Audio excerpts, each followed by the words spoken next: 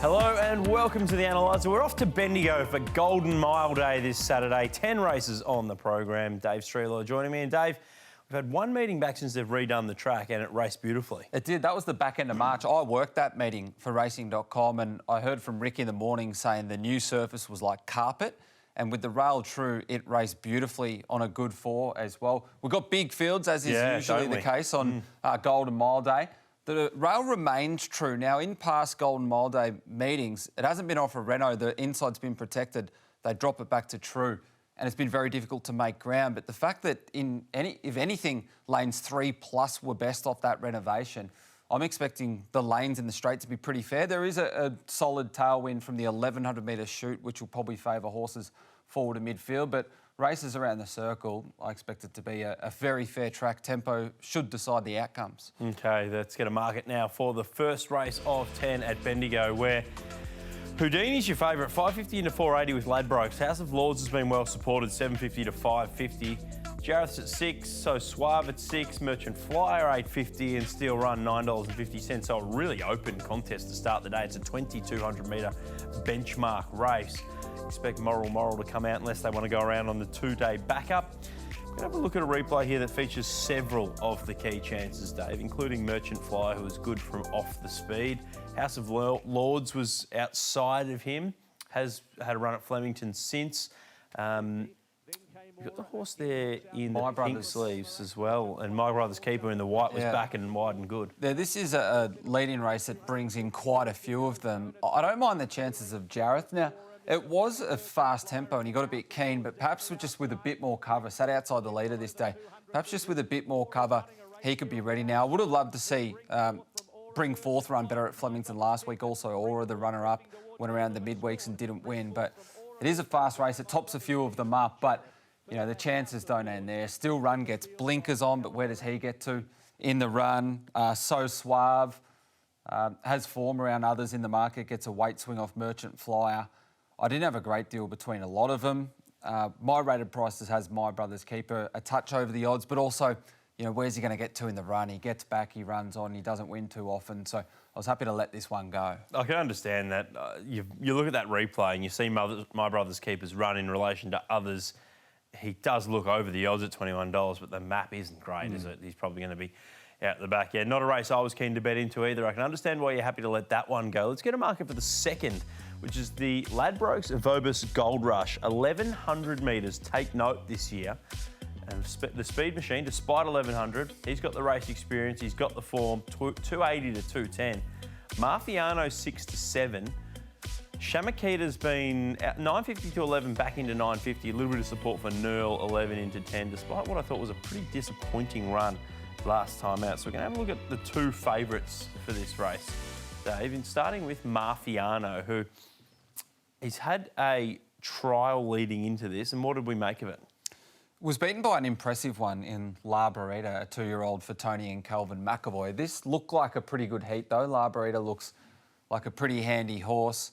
Marffiano had jumped out solidly at Flemington prior to this. I don't mind. They asked him for a bit of an effort and he closed off. And, you know, with some, perhaps a little bit of a question mark at the end of 1,100 metres, maybe he's got something to offer. I didn't think it was a bad piece of work because I do think the winner of that heat is going to be a really nice horse. So I wouldn't surprise to see him in the finish. Let's go to the favourite, who's had a couple of runs and a couple of victories. Does the end of 1,100 maybe leave him a little vulnerable? I suppose there's two ways to look at it. Nerl was also in this race. I thought he had every opportunity. He was 3 wide with cover behind a moderate speed, and I thought it was a touch disappointing. But the Speed Machine leads him up. He might have beaten a handy enough horse, so I think that's probably what the market's gravitating towards. Yeah, that gelding operation certainly hasn't helped Nerl. I just think he lacks a little bit of ability. The Speed Machine, he has had it pretty soft up front in a couple of runs so far in his career. He's led on pretty moderate tempos, but, you know, you can only win. He holds off Luna Vega, you mentioned, who had the form around Stretton Ruler and some good horses in some 2-year-old races at Caulfield as well. So he does look the obvious, but the end of 1,100 metres a question mark. If he gets a bit of pressure, he'll probably cop some pressure from Running Rich, who I thought was quite good on debut. Divine Dot, maybe? Yeah, Divine Dot goes forward. Sashiko, I should say, sorry, has jumped out quite well a couple of times. But I landed with Marffiano on top. But another race, the early part of the program I found pretty difficult to be able to wager into. Yeah, I don't know if I'll go for the pronunciation. Sashiko? Anyway, I thought it actually showed some ability there. I can see why it's Indy numbers at a big price, but no bets for me either in the second. As we get a market with Ladbrokes for the third, Rosa Aotearoa at 7 into $6.50 and really open race. Aliro 8 into $7.50. Viva Sissimo off a nice jump out, been 14 into 8. Damas 14 into $9.50. One Long Day, whose best form was competitive, $8.50 out to 10. Prevailed's at 10. Golden Spritz at 10. Prancing Spirits at $12. What an open contest this one is. And we'll have a look here at a replay of Prevailed, who has given a bit of a hope around the double figures mark. What do we make? This is the King Tut replay here, Dave. What do we make of the performance of Prevailed? It was actually one of the higher rating performances of his career, and he was first up now, or he was sort of off-space runs. He led even, had his chance, but there was a bit of a gap to third. I think barrier 2 can go forward, has some options for Freddie Kersley to either lead or just sit on the back of the speed and get a nice trail in behind them. Off this run, it's really no issue, another 100 metres. You could make a case for a lot of horses in this race. We saw that market. It was one that was pretty hard to split them at the top end. Yeah, gee, it looks impossible. What about this horse who's the favourite? Rosa Aotearoa, who was really popular in a race that fell away after scratchings, looked like it should just be winning and got the job done. What do we make of this performance going up to a stronger race at Bendigo on Saturday? I think he'll come on a lot from it. The first up performance, as you mentioned, just ticked the box, got the job done, but it's always, for me, a little bit of a sign that they weren't quite there fitness-wise when after a first-up run they take them back to the jump-outs. And Reese has been doing that with a lot of his horses, and his horses are running to their starting prices as well. He's enjoying a good run of form, and this guy always shows up, runs a race from the front. The jump-out between runs at Pakenham was quite good. Pretty soft, wasn't it? Yeah, smashed Golden Spritz when they clashed last preparation. So I can certainly make a case for him, as I can a few of these. I landed with Prevailed on top, just gets the right run. Rosa Aotearoa racing well. Oriental Smoke, an interesting runner. Respect the view of Clint Hutchison, saying that, you know, some of his performances in Sha-Tin aren't far off this, but a lot of them have been sort of around 1,800 metres. But he did jump out quite well with Royal Insignia, so perhaps he's a little bit sharper. Damas just gets that nice run in behind them, but this is impossible. Yeah, it is. I am interested in Oriental Smoke at the price. I haven't had a bet in the race, but it does seem potentially be odds. We'll head to a break here on the Analyser. On the side, we'll get into some races that we are keen to bet into on the Golden Mile Day program at Bendigo.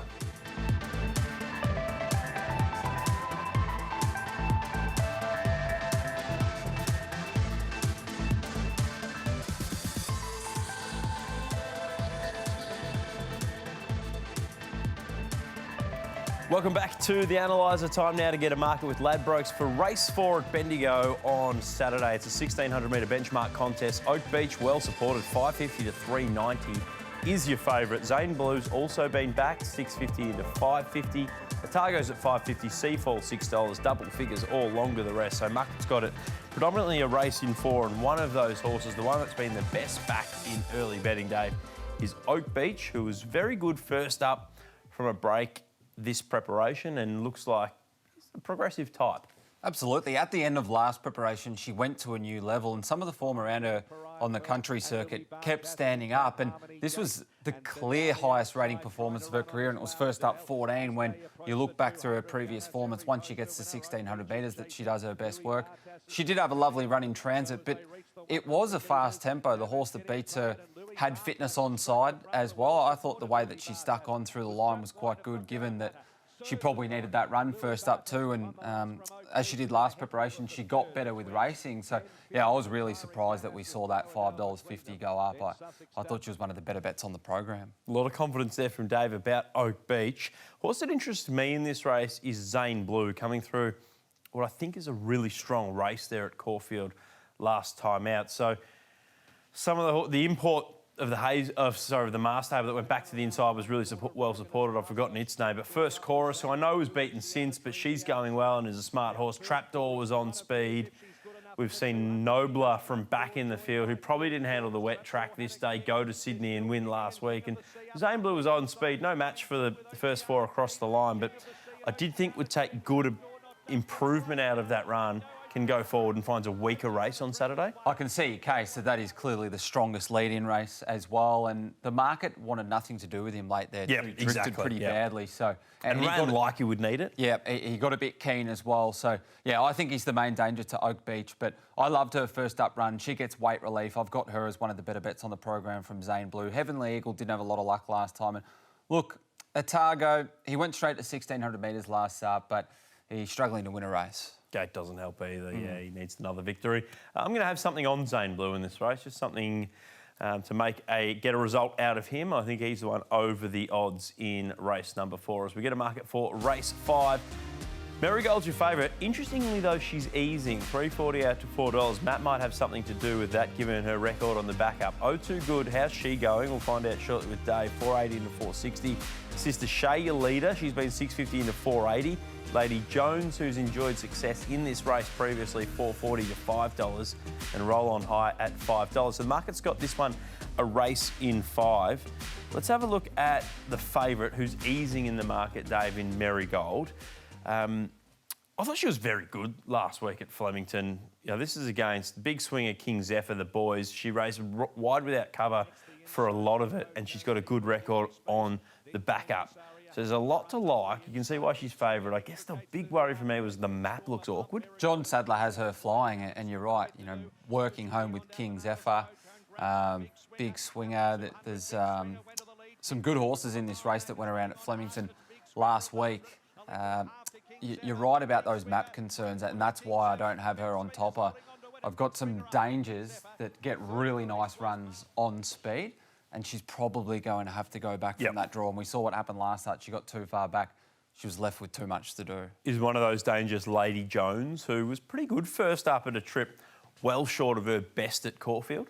This looks like an absolute set play second up. She's actually the best weighted horse in the race because she's the highest rated, and she got 56 kilos. She won this race 2 years ago, didn't she? She won it 2 years ago, and her first up run was this fillies and mares race at Caulfield, 1,200 metres. And to the eye, it looked like she returned better 2 years ago, but it was a good track, and under 60 kilos relative to the weight that she carries today. When you adjust that rating, this was actually a higher rating lead-in performance. And it was a soft track where it just turned into a dash home. And with the big weight, she couldn't match the sprint of some of those other sharper mares. But I thought she stuck on okay. Now she got barrier 2. She gets a beautiful run in transit on the back of the speed. Last year she came to Bendigo on Golden Mile Day, was beaten 3 lengths in a Gold Mile. So her best really does measure up. And at $5, I thought she was over the odds. And for that reason, I've made her the best bet on the program. I have a good result out of her with $20 to win from Merrigold.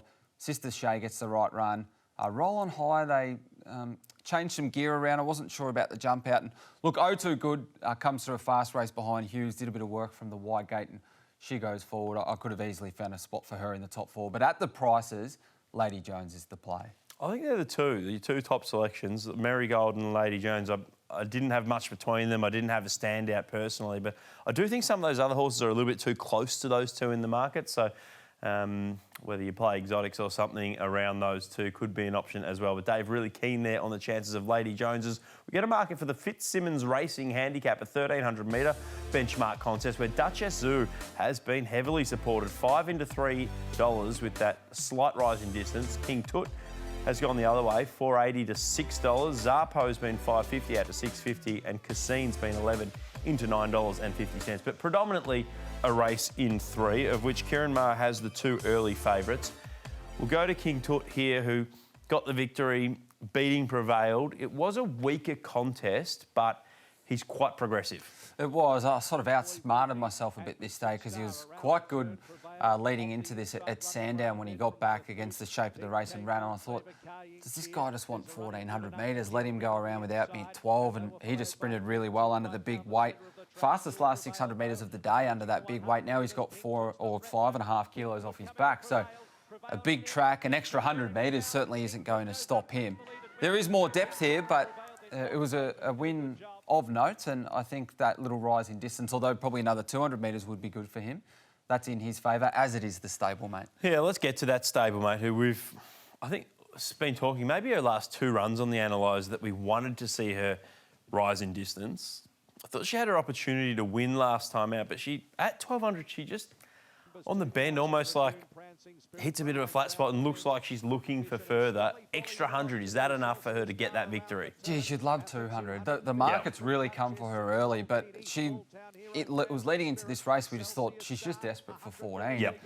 You mentioned the way she's hit the line her last 2, she just lacks that pickup, but then she runs through the line. Big track at Bendigo is a plus. It certainly is, yeah. Once she balances up, she's good late. And even though she's technically up in grade here, you know, that Celsius star form's actually not bad. He's flying this preparation. So, look, the market has come for her.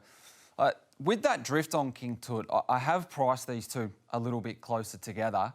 I've got her $4, King Tut $5. So if I was to play in the race, he'd be the way. But I am just a bit concerned about how much she's desperate for that extra ground and she gets it on that bigger track. Cuisine was good first up, 7.5 kilos off its back.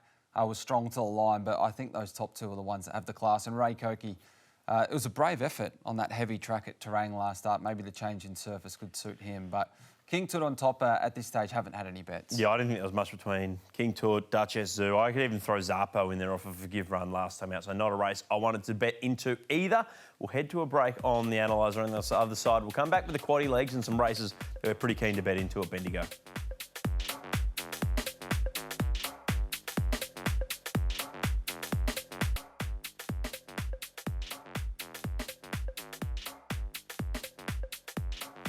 Welcome back to the Analysers. We get a market thanks to Ladbrokes for race 7 at Bendigo. What a field this is, Dave. 1100 metre 3-year-old contest where, yes, Yoshi, unbeaten, 2 starts, looks smart, $5 favourite. Street Artist got a whack over the chops that might have cost him last time out, $5.50. Quiet Point 9 into $7.50. Brave Design off a really nice jump out, $10. Purple Streaks promising at $10. Job Done's $12. Cabriole at $13. Vivid Sun, you can make a case for at $18, and there's one we haven't even got to. Though the last time I looked with Ladbrokes was a $20 chance.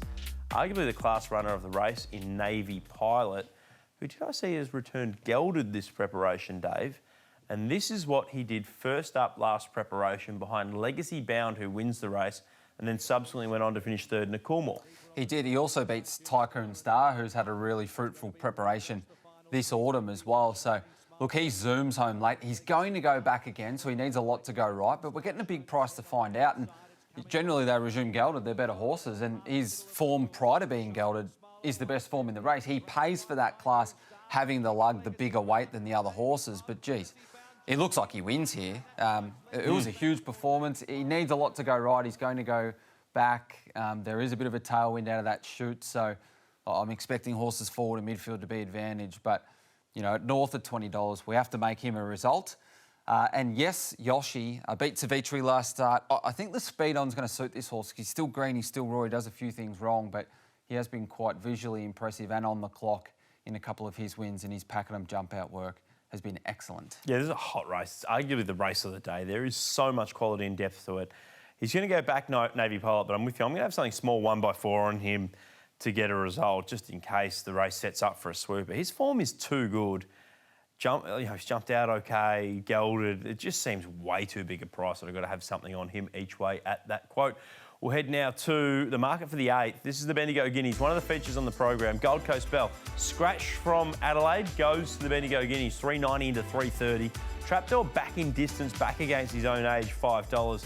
The Volta, $7.50 to $5.50, and Bacash, $9 into $8.50, with Bell Yarn, $13 to $9.50. So again, a deep field with plenty of chances here. We're going to have a look at a couple of replays, and it's not the favourite we're looking at. We're going to start with Bacash. There's been a bit of support for him around that $9 mark. Prestige Forever's in the race. Burma Star as well, probably going to get back. They bumped into a good one here in Olive Another Day, and Bacash, look, it's hard to spot Olive Another Day, that sort of a start. He was excellent first up, Bacash, and then he just got too far back and he was out-sprinted. I don't mind the fact that visually and sectionally he acted like a horse now that wants 1,400 metres. The best performance of his career was when he won at Caulfield on a dry track, 1,400 metres going forward. Yep. He's got some options from this low draw. I'd love to see him lead, but if there's a lot of pressure, you can just take that suck run in behind. The runner-up, Empire Song, has gone on one since as well, so the form's been franked. Since that return at Flemington in quite a strong 3-year-old race, this has looked his race. I think that winner will probably start favourite in the Wangoon. Would have been a key chance in a Euclay, so it looks good form. Let's go to the Volta, who went into this first up run with, I think it was only the one jump out leading into it, so there was probably good improvement to come. Chateau Eza didn't have a lot of luck, but she's wearing thin. Yeah, the Volta's done a good job here first up at Mornington. Yeah, form around the Volta's really good as well. Was very strong late from off the speed against the pattern behind Sass Appeal. I thought she was going to go straight past here, but it was probably that one jump out that cost her. You're right, yeah. She just peaked on the run, which is an excellent sign for those of us that want to back her second up, because that generally means that you've got a lot of fitness improvement to come. Drawn out speed on. I'm expecting the track to be playing fair, so no issues with not being up and in if that tempo's on. And I thought they went up over the odds with her. I want to back her and Bacash, who maps well. Trapdoor's a good horse. He's been racing against the older horses.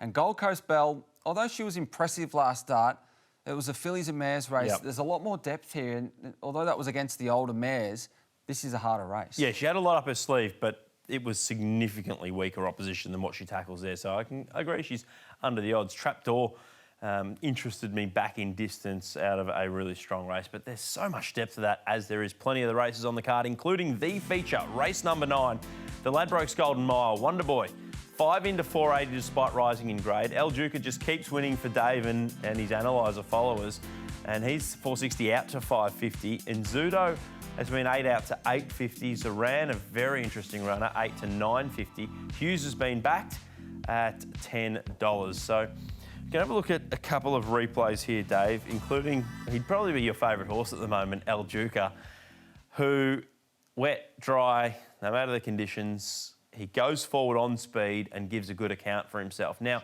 El Rocco was in this race with conditions to suit and was no match for him. There's a really key potential scratching on Saturday.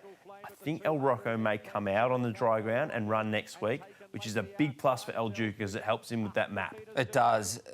Despite the wide gate, you know, he drew wide last start as well, and at Flemington, this guy just goes forward and he runs fast time. Like, he was there to be beaten by Taken. He went 20 lengths inside standard to the 600, and he just refuses to lie down. So his ratings are about half a length off this, but you can't quantify the guts that he has. And his win at Flemington was similar too. He went very fast. He was there to be beaten. So I'm seeing Wonder Boy as favourite. Look, he won on this day last year. He won an 84 with a big weight at Mornington last start. But I'm seeing him as favourite, and I'm thinking, well, if you're living up to El Duca and it gets in a dogfight, I know whose camp I want to be in. Yeah, no doubt about that. What about Zahrann, who he won a Royal Whip, which is a decent lead up to an Irish Champion Stakes. And look, he got beaten 10 lengths in the Irish Champions, but that's some of the best horses going around in Europe.